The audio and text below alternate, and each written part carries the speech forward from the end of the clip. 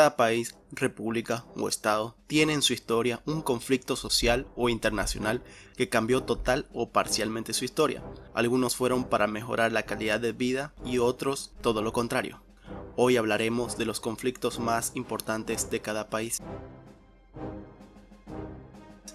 Guerra de las Malvinas, Argentina.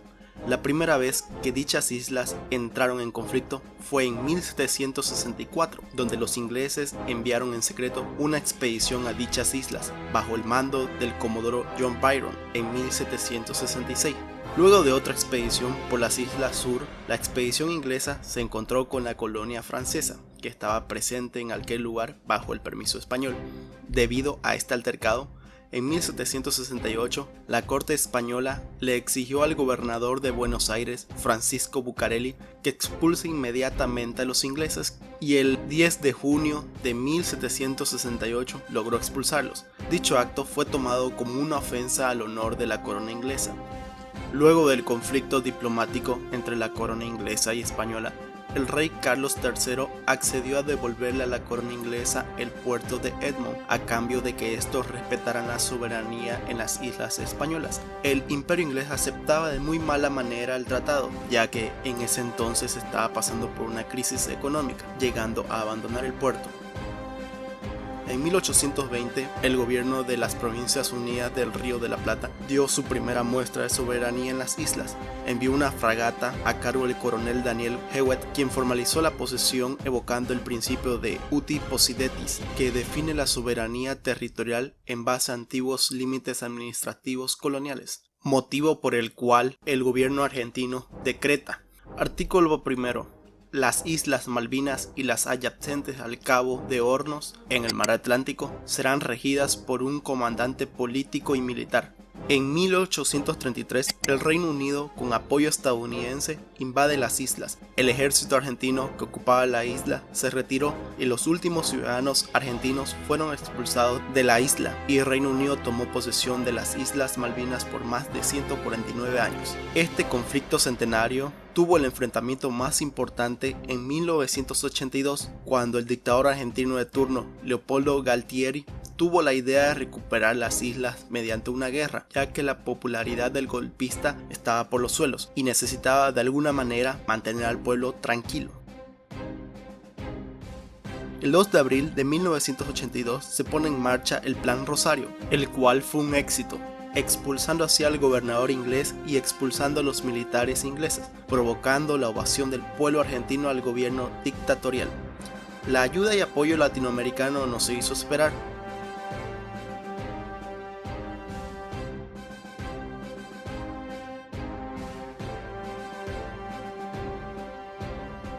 El 14 de junio de 1982 se pone fin al conflicto, el Reino Unido vuelve a tomar posesión de las islas y en Argentina se pone fin al gobierno militar, volviendo a Argentina nuevamente a una democracia.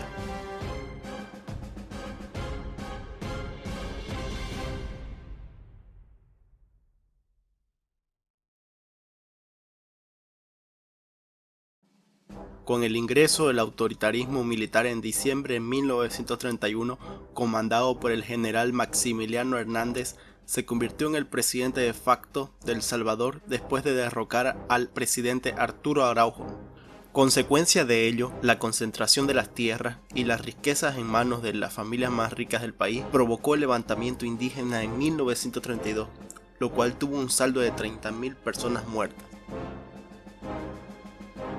El fraude electoral de Carlos Humberto Romero, la represión, el terrorismo de Estado, la inflación, la exclusión y la desigualdad social dieron origen al FMLN, el cual fue fundado el 10 de octubre de 1980 por paramilitares de izquierda, las Fuerzas Populares de Liberación, el Ejército Revolucionario del Pueblo, la Resistencia Nacional y el Partido Comunista Salvadoreño, los cuales fueron apoyados por el gobierno comunista de Cuba, el régimen sandinista de Nicaragua e indirectamente por la URSS. En cambio, el gobierno salvadoreño movilizó al ejército militar, la Policía Nacional y de forma indirecta permitió la creación de escuadrones de la muerte, los cuales fueron financiados por terratenientes y familias adineradas.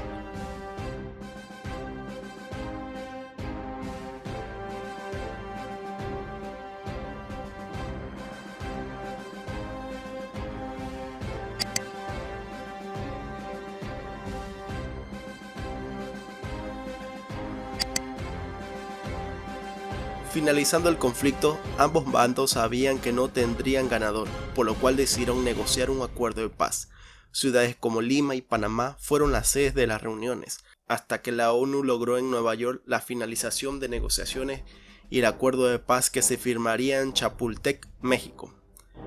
Esta guerra se cobró la vida de 75.000 personas y provocó la migración de 100.000 personas más. Al día de hoy, tras 25 años de acuerdo de paz, Salvador se convirtió en uno de los países más pobres y violentos de la región.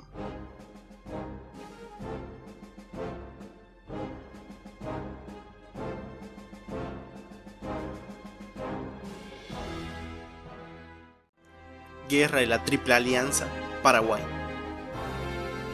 Antes de esta guerra, Paraguay era una potencia económica, muy por encima de sus rivales.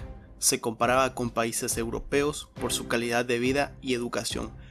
Algunos de estos logros fueron construir la primera línea ferroviaria de Sudamérica, contar con toda una línea propia de telégrafos, ser proveedor regional de acero de primera calidad, eliminar completamente el analfabetismo, ya que la educación era completamente gratuita y obligatoria. Junto con estos logros del proteccionismo paraguayo, se dio la creación de estancias de la patria, la cual permitía a los campesinos cultivar en tierras otorgadas por el Estado para el consumo local. Contaba con pleno empleo.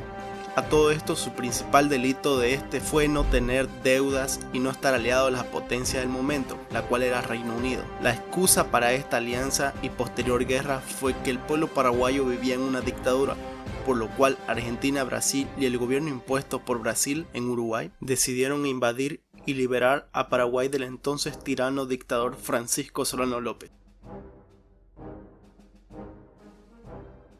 Las grandes consecuencias de esta guerra para el Paraguay fue la pérdida de 2/3 partes de su población, es decir, casi el 70% de la población, en su mayoría hombres, lo que se podría clasificar como en una guerra de exterminio.